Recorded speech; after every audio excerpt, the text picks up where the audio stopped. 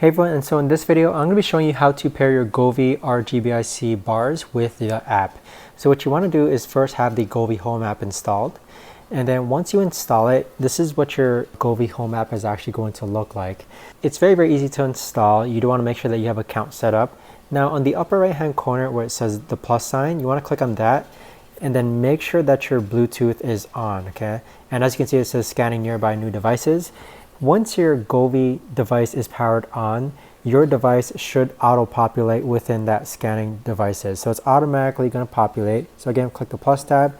You can see that there's some Govee devices tagged into here, but it should automatically connect just by clicking on that plus sign. Just make sure that you have your Bluetooth on and that you're within close proximity of your light bars.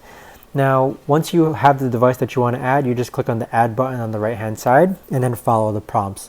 So it's very easy. I've probably connected maybe around 10 different Govee products just by simply doing this method of the plus sign and then clicking on the add button. Govee makes it very easy for all your products to sync up together. So I hope you found this video helpful. Let me know in comments and questions if you have them down below.